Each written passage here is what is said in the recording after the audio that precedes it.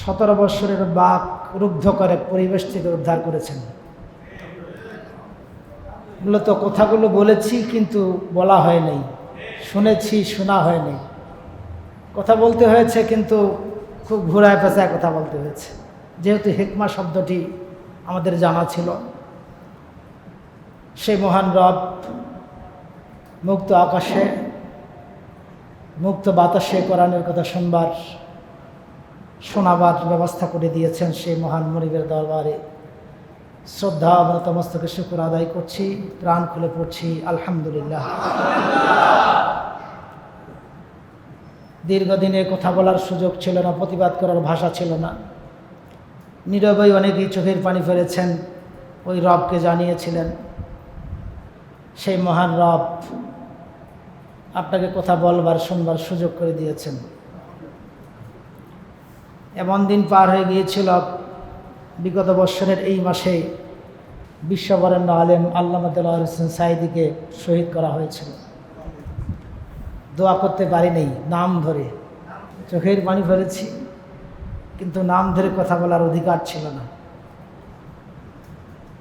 আমরা দোয়া করি আল্লাহ তার শাহাদাতকে কবুল করে নেন। জীবনে স্বপ্ন দেখেছিলেন কোরআনের সমাজ প্রতিষ্ঠার স্বপ্ন, কিন্তু আল্লাহ তাআলা সেই স্বপ্ন তাকে দেখান নাই। হয়তো তাকে একটা হাসি দিয়ে বুঝিয়ে দিয়েছিলেন, অগ্রিম তোমাকে সেই সুখের হাসি হাসাবার ব্যবস্থা করা হলো। তিনি জীবনের শেষ দিনে একটা হাসি উপহার দিয়েছিলেন।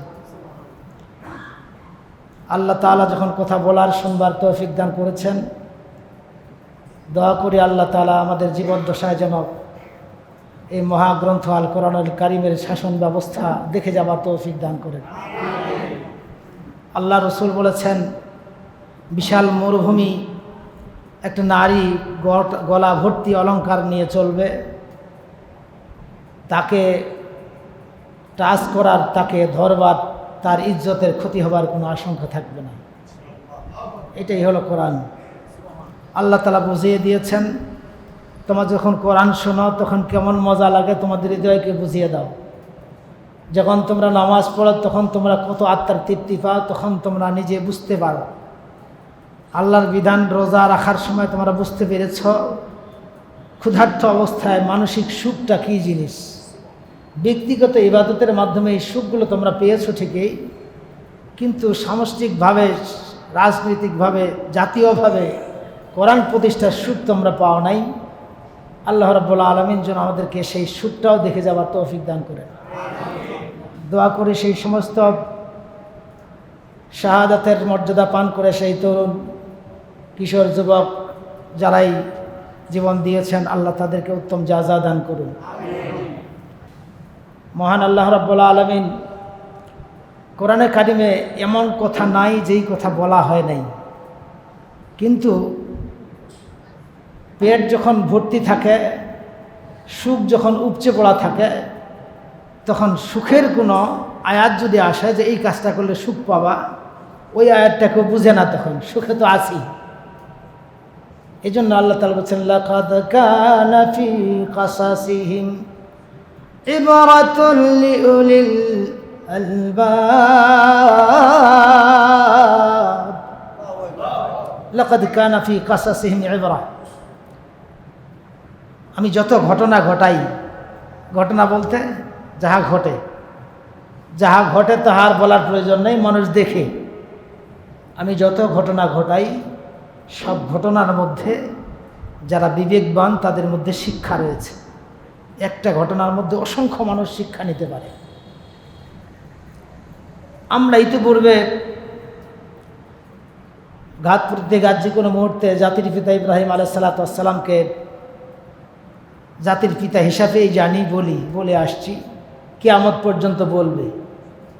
কিন্তু এটা বলেছি ঠিকই, কিন্তু এটার বাস্তব তাফসির ব্যাখ্যা আজকে কিছুটা বোঝা যায়। আল্লাহ তাআলা বলছেন, মিল্লাতা আবিকুম ইব্রাহিম, তোমাদের জাতির পিতা ইব্রাহিম। এটা কে বলেছেন? আর একটু জোরে বলেন। আর আমরা যদি বলি জাতির পিতা আরেকজন, তাহলে দ্বন্দ্ব কার সঙ্গে হচ্ছে? তাহলে এখন কে বড়, এটাকে দেখায় দেওয়ার দায়িত্ব কার? আল্লাহ তাআলা বুঝিয়ে দিলেন, তুমি পাপ করতে পারো, অন্যায় করতে পারো, কিন্তু সীমাটা লঙ্ঘন করতে পারো না। এমন কথা বলো না, এমন কাজ করো না যেটা তোমার রব যেটাকে চ্যালেঞ্জ হিসেবে গ্রহণ করবে। অতীতের একটি ইতিহাস দিয়ে মূল আলোচনার দিকে যাই। কোনো মুফাসসির বলেছেন নূহ আলাইহিস সালামের বংশধরের মধ্যে 5 জন ব্যক্তি ছিল। এই ব্যক্তিগুলো ভালোবাসার মানুষ, খুব আদর্শিকভাবে যারা ভালো মানুষ, যাদেরকে মানুষ ভালোবাসে, মরে গেলেও ভালোবাসে। কিছু মানুষ আছে না, যারা চলে যায় তারা নেতা হিসাবে থেকে যায়, মনের মধ্যে তাদের ভালোবাসা এমনভাবে খুঁটি গাড়ে, তার বিরুদ্ধে কিছু বললে সহ্য হয় না। নূহ আলাইহিস সালামের বংশধরের মধ্যে 5 জন ব্যক্তি ছিল, যাদের নামগুলো সূরা নূহের মধ্যে বলা আছে। একজনের নাম হলো সুয়া, ইয়াগুসা, ওয়াদ্দা, ইয়াউকা, নাসরা। ওয়াদ্দা, সুয়া, ইয়াগুসা, ইয়াউকা, নাসরা 5 জন ব্যক্তিকে ওই দেশের মানুষ খুব বেশি ভালোবাসত। একসময় তাদের ভালোবাসার বহিঃপ্রকাশ ঘটাবার জন্য কে বা কারা, শয়তান হোক বা যেই হোক, তাদের মূর্তি বানাবার নির্দেশ দিল যে এই মানুষগুলো যখন আমাদের মসজিদগুলোতে আমরা যাব, এই মানুষগুলোর এর প্রতিচ্ছবি যদি থাকে তাহলে তাদের কথা আমাদের স্মরণ হবে, আবেগটা ভালো হবে, আল্লাহর কাছে ইবাদত করার মানে ভালো একটা মানসিকতা তৈরি হবে, চিন্তা ভাবনা ভালো। যাকে ভালোবাসে তার স্মৃতি যদি মনের মধ্যে আসে, তিনি কেমন ভালো ছিলেন সেটা আমি আদর্শ খুঁজে পাবো। মূর্তি বানা শুরু হলো। এমনি করে করে এক এক করে এটা বাড়তে বাড়তে বাড়তে বাড়তে গোটা দেশে ছড়িয়ে গেল। আস্তে আস্তে ইব্রাহিম আলাইহিস সালাম পর্যন্ত চলে আসলো। ইব্রাহিম আলাইহিস সালাম যুবক বয়সে তার বাবাকে বললেন, নিজের বাপকে, কারণ তিনি ধর্মীয় নেতা ছিলেন। وَإِذْ قَالَ إِبْرَاهِيمُ لِأَبِيهِ آزَرَ أَتَتَّخِذُ أَصْنَامًا آلِهَةً إِنِّي أَرَاكَ وَقَوْمَكَ فِي ضَلَالٍ مُبِينٍ।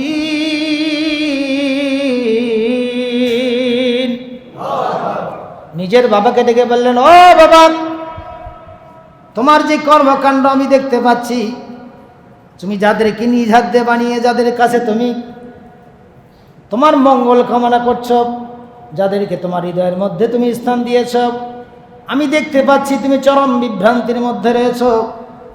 আমি মনে করছি তুমি এবং তোমার জাতি গোটাটাই বিভ্রান্তের মধ্যে চলে গেছে।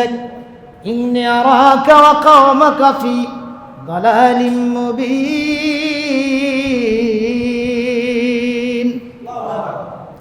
আমি দেখতে পাচ্ছি প্রকাশ্য বিভ্রান্তির মধ্যে তুমি আছো। আজরও কিন্তু ধর্মীয় নেতা ছিল, সেই ইবাদত করতো, কিন্তু ইবাদতটা ধীরে ধীরে ওই দিকে চলে গেছে, মূর্তির দিকে। ইব্রাহিম আলাইহিস সালামকে শেষ পর্যন্ত বিরাট ইতিহাস, শেষ পর্যন্ত ওই অপরাধেই, ওই মূর্তিকে গালি দেওয়ার জন্য, মূর্তি ভাঙ্গার জন্য তাকে আগুনে নিক্ষেপ করার সিদ্ধান্ত গ্রহণ করা হলো। সিদ্ধান্তটা কেমন? এমনভাবে তখন তোকে পোড়াবো পৃথিবীর ইতিহাসে যেন তোমার আদর্শকে গ্রহণ না করে।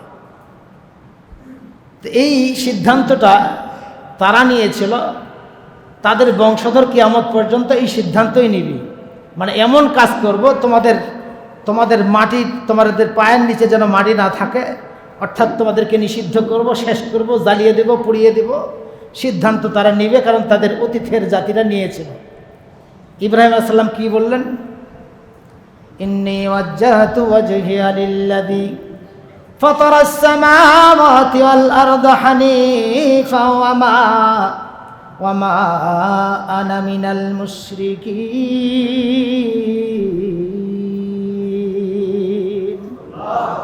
তিনি বললেন, আমি মরে যাই, জ্বলে যাই, শেষ হয়ে যাই, কোনো আপত্তি নাই, কিন্তু আল্লাহর একত্ববাদের গান আমাকে গাইতেই হবে।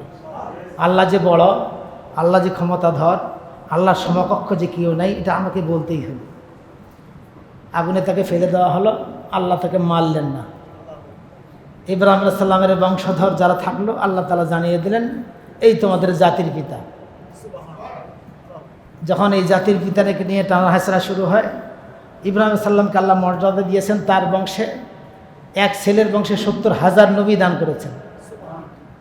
ঈসা আলাইহিস সালামের বংশে, ইসমাঈল আলাইহিস সালামের বংশে বিশ্বনবী মুহাম্মদুর রাসূলুল্লাহ সাল্লাল্লাহু আলাইহি সাল্লামকে দিয়েছে। আমি যেই কথাটি বলতে চেয়েছিলাম সেটি হলো যে আমরা ভাস্কর্যের নামে যে মূর্তিগুলো দেখতে পাচ্ছিলাম ধীরে ধীরে এগুলো বাড়তে ছিল। মূর্তির বিরুদ্ধে কথা বলা এটা ফরজ, এটা সব আলেম বলেছে, কিন্তু এটার নাম তখন মূর্তি ছিল না, এটা ভাস্কর্য। যেহেতু কোরআনে আছে আসলাম, এই জন্য এটা ভাস্কর্য। ঠিক এভাবেই মূর্তির প্রচলন বাড়া শুরু হয়ে গিয়েছিল। আল্লাহ তাআলা জানিয়ে দিলেন বিশ্ববাসীকে, ইব্রাহিম আলাইহিস সালামকে আগুনে ফেলে দিয়ে তাকে শেষ করা হয় নাই, ওই অগ্নিকুণ্ডের আগুন গোটা মূর্তি শেষ করে দিয়েছিল। যুগে যুগে এই ব্যবস্থায় আল্লাহ নেবেন। কি আশ্চর্য, যেই মানুষটিকে এত ভালোবাসার মানুষ ছিল, শেষ পর্যন্ত এটা আসলে কাউকে গালি বা কাউকে আঘাত করার কথা আমি বলছি না, এটা শিক্ষার জন্য। আল্লাহ তাআলা বলছেন শিক্ষা গ্রহণ করো তোমরা, এইবারা তোমাদের যদি বিবেক থাকে, যাকে এত ভালোবাসলা তার অবদস্থ তো এটা পছন্দ করা কাম্য নয়। কিন্তু কিভাবে অবদস্থ হচ্ছে তোমাদের চোখে তোমরা দেখলা, জুতা দিয়ে পেশাব দিয়ে, অথচ এটা কেউ কামনা করেনি, হয়েই গেল।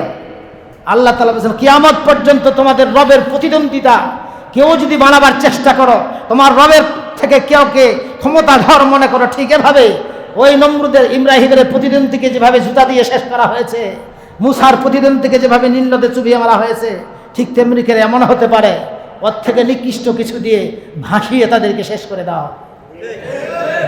আল্লাহ তাআলা বলছেন লাকাদ কানা ফি কাসাসিহিম ইবরা। আল্লাহ রাব্বুল আলামিন কোরআনের কথা বলবার শুনবার যদি সুযোগ করে দিয়েছেন, তাহলে অল্প কথায় কথাগুলো বিশ্লেষণ করা যাবে না। হয় একটা কথাকে বুঝাইতে গিয়ে আধা ঘন্টা কথা বলতে হয়, তারপর দুই একজন মাথা টমকায়, হ্যাঁ আমি বুঝেছি, বাকি যারা বলে না। আল্লাহ তাআলা এই কোরআনুল কারীমের এমন কিছু বিষয় নেই যে বিষয় নিয়ে আলোচনা করেনি। আমি আপনাদের সামনে যে আয়াতটি পড়েছি, আসুন এখন সেই আয়াতটি খুব বেশি প্রয়োজন। দুনিয়াতে যারা আল্লাহকে ভালোবাসে, কোরআনকে ভালোবাসে, যারা তাদের আদর্শ প্রতিষ্ঠা করতে চায়, এদের আদর্শের সংবিধান হলো কোরআন। এটা বাপদাদা, ওদেরও বাপদাদার নয়, এটা আল্লাহকে ভালোবাসার একটা বহিঃপ্রকাশ। আল্লাহর কোরআন দিয়ে আল্লাহ তাআলা বুঝাচ্ছেন যে বান্দা, তুমি যদি পরিবারেই জান্নাতের সুখ পেতে চাও, তাহলে এই কোরআনের কাছে আসো, তোমার পরিবারটা জান্নাত দিয়ে ভরে দেওয়া হবে। এই সূরার মধ্যে আছে। তুমি যদি সামাজিকভাবে তোমার সমাজটাকে সুন্দর করতে চাও কোরআন দিয়ে, তাহলে সমাজটাতে জান্নাতের সুখ দিয়ে ভরে দেওয়া হবে। একটা আয়াতই যথেষ্ট। এই সূরার মধ্যে একটা আয়াত আছে, তুমি তোমার পরিবারের কর্তা, তোমার সন্তান আছে, ছেলে আছে, মেয়ে আছে, কামাইল কিষান আছে, স্ত্রী আছে। আল্লাহ তাআলা বলছেন মাঝে মাঝে তাদের উপর তোমার রাগ আসে, তাদের আচরণের কারণে, চলাফেরার কারণে, তোমার কথা শোনা না কারণে তোমার সঙ্গে ঝগড়ায় লিপ্ত হয়, কষ্ট দেয়। আল্লাহ তাআলা বলছেন ওয়াহজারহুম, শুনেও না শোনার ভান করো। কার কথা? তো ঝগড়া যখন প্রচুর শুরু হয়, তখন তো শোনার ভান শুধু নয়, যেইটা কথা শুনতে পায় নাই ওর কান ধরে বলে কি বললা, মানে ওইটা তার মধ্যে বের করে তারপর শাস্তির ব্যবস্থা হয়।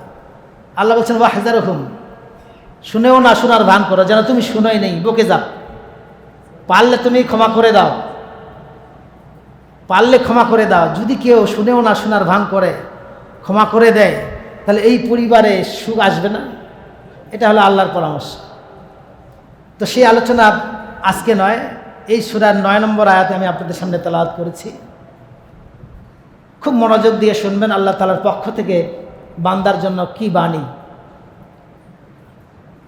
মানুষ যখন বিপদে পড়ে তখন আল্লাহকে ডাকে, যখন বিপদ উদ্ধার হয়ে যায় তখন আল্লাহকে ভুলে যায়, তখন মনে করে পকেটে এই টাকাটা না থাকলে আমার খুব বিপদ হয়ে যেত, আমার পাশে যদি ওই বন্ধুটা না থাকতো তাহলে আমার এই বিপদ ঠেকাবার কেউ ছিল না।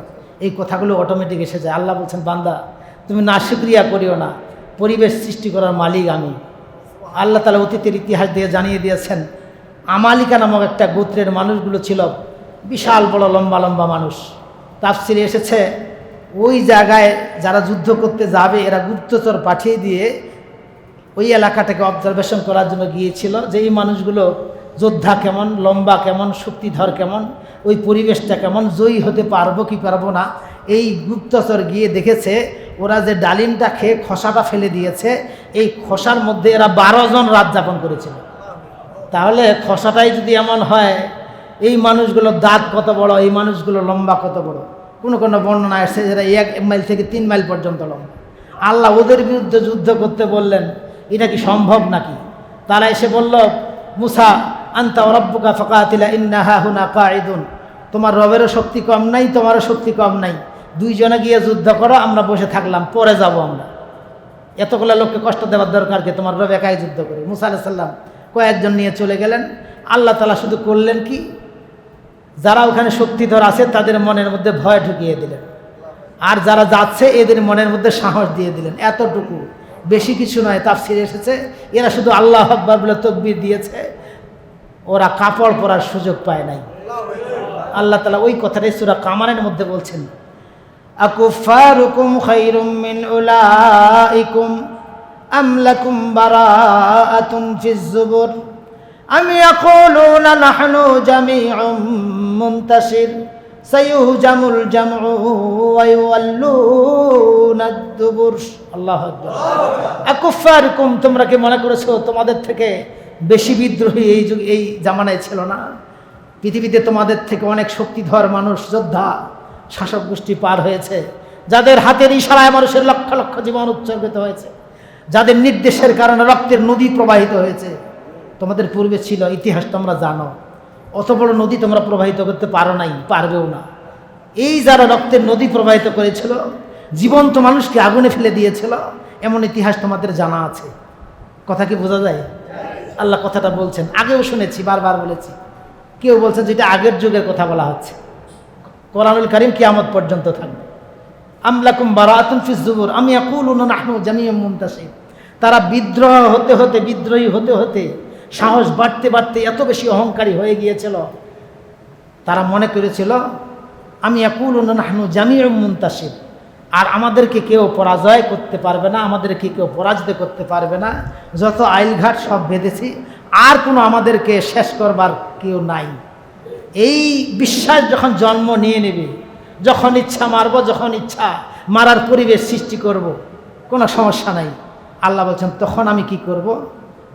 সাইয়ুহজামুল জামউ ওয়া ইউওয়াল্লুনা আদ-দুবুর, এমন পরিবেশ সৃষ্টি করব কাপড় পরার সুযোগ থাকবে না।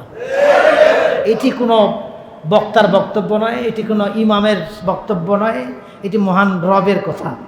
যদি এই কথায় কষ্ট লাগে তাহলে আল্লাহর কথাতেই কষ্ট লেগেছে, এটাই মনে করা দরকার, কারোর উপর খেপা যাবে না। আমি আয়াত নম্বর সহ বলবো, সূরা কামার 2 রুকু।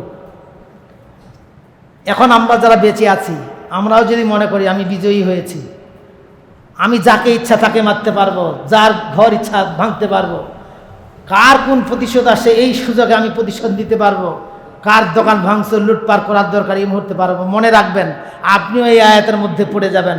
আপনিও মনে করছেন যে আমাকে আর পায় কে, পুলিশ নাই, অমুক নাই, তমুক নাই, এখন আমাকে পায় কে। যদি আপনার মনের মধ্যে এই বিশ্বাস সৃষ্টি হয় যে আমাকে আর ধরার মতো কেউ নেই, যা ইচ্ছা তাই করবো, আল্লাহ বলছেন অপেক্ষা করো, সাইয়ুহজামুল জামউ ওয়া ইউওয়াল্লুনা আদ-দুবুর। ক্ষণিকের মধ্যে এমন পরিবেশ সৃষ্টি হতে পারে তুমিও তোমার কাপড় পরার সুযোগ পাবা না। এটা আল্লাহর বক্তব্য, ইউনিভার্সাল ট্রুথ সবার জন্য। এই জন্য কোরআন সবাকে মনে রাখা দরকার। আল্লাহ তাআলা এবার বলছেন ইয়াওমা ইয়াজমাউকুম লিয়াউমিল জামঈ যালিকা ইয়াউমুত তাগাবুন ওয়া মান ইউমিন বিল্লাহি ওয়া ইয়ামাল সালিহান ইউকাফির আনহু সাইয়্যাতুহু ওয়া ইদখুলুহু জান্নাতিন তাজরি মিন তাহতিহাল আনহার খালিদিনা ফীহা আবাদা যালিকাল ফাওজুল আযীম।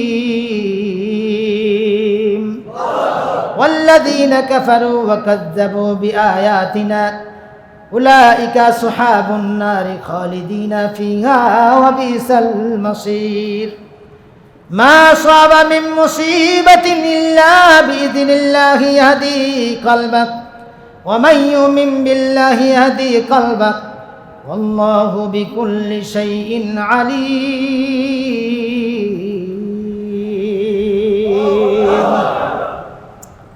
সূরার নাম হলো সূরা তাগাবুন, আয়াত নম্বর 9।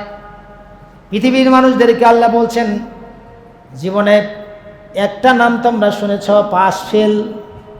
এটা জানেন না? পাস কি ফেল কি জানেন না? আল্লাহ বলছেন তুমি জানো না পাস কি জিনিস?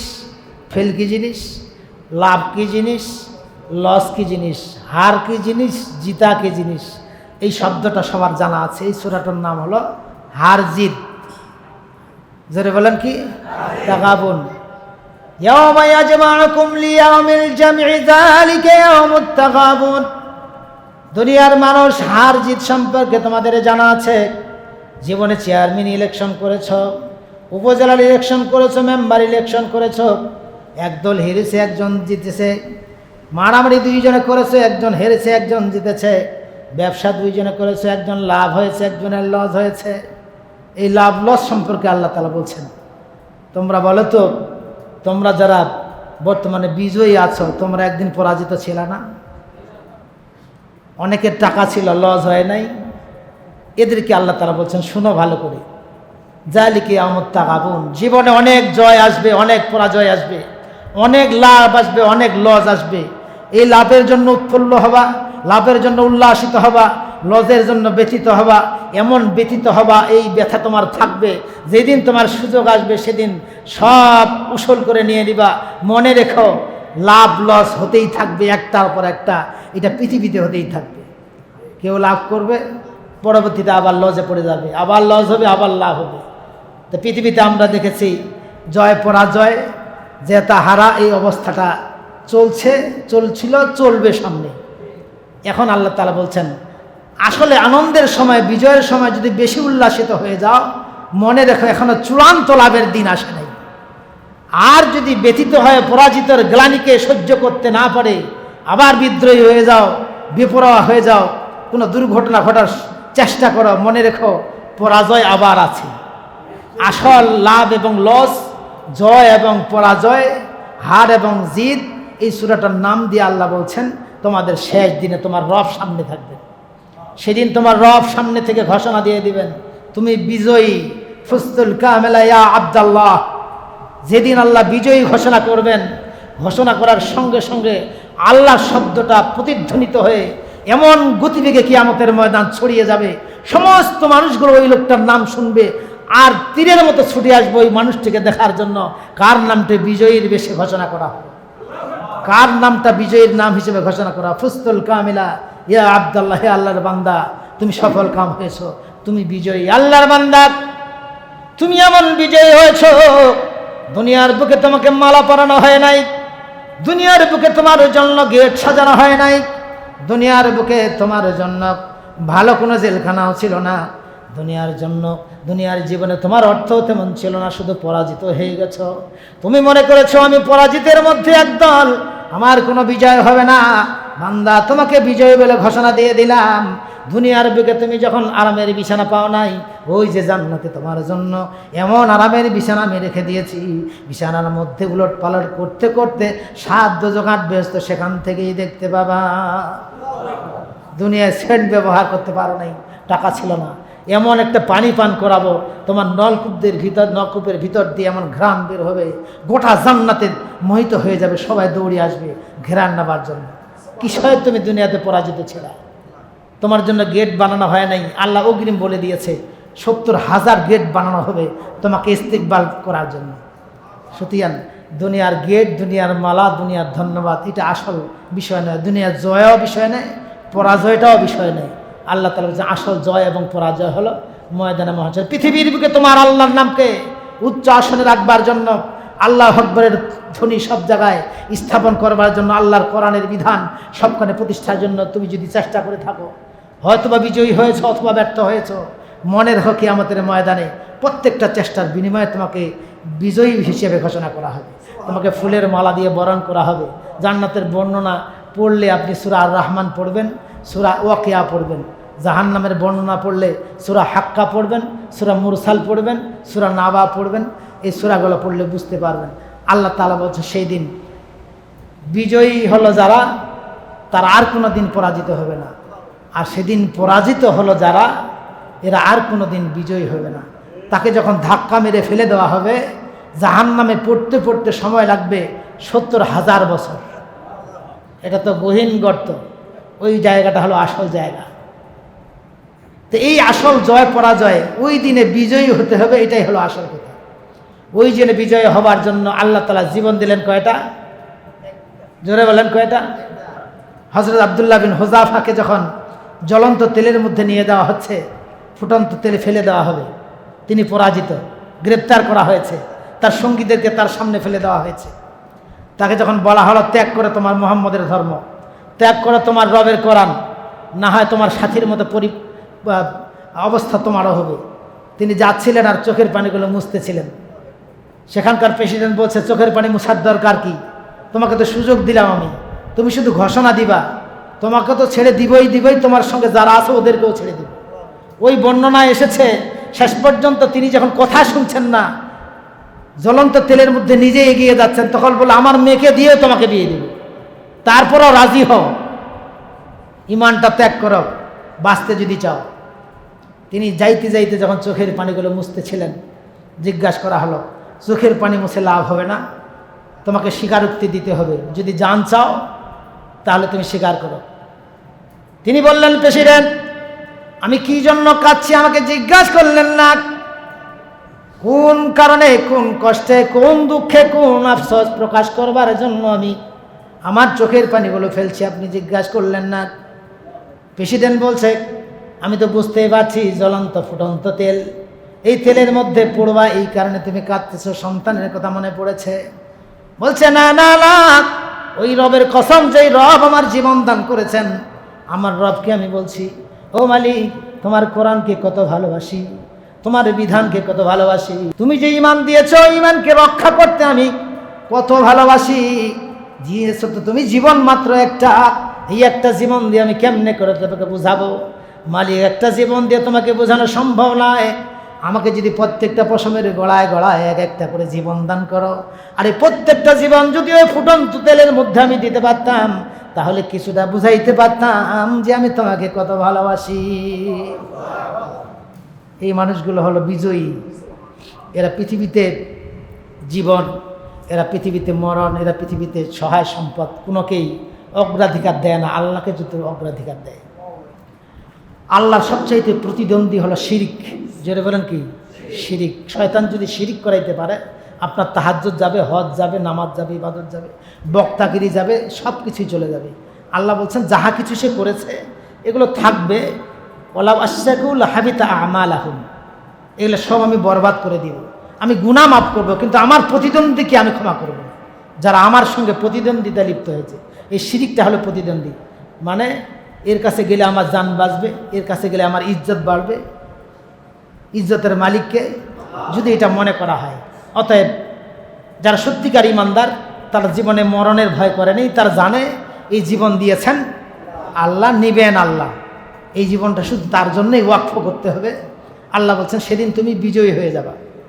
আর যদি কোনোদিন পরাজিত হও, অথবা কোনোদিন তুমি মনে করো আমি ব্যর্থ, বর্তমানে যারা মনে করেন যে আমাদের আর কি হবে এখন, ওরা নিজেকে মনে করতে পারে আমি পরাজিত, আল্লাহ তাদের উদ্দেশ্যে বলছেন, বান্দাদের সবাই আল্লাহর, কি বলেন, মা আসাবা মিন মুসিবাতিন ইল্লা বিইজনিল্লাহ, তুমি ধরে নিও তোমার কাছে যদি কষ্ট আসে তাহলে মনে রেখো তোমার কাছ থেকে অনেকে কষ্ট পেয়েছিল, তো একটু চাখে দেখো কষ্ট কী জিনিস, একটু না ঘুমায় দেখো নির্ঘুম রাত পার হওয়া কত কষ্ট।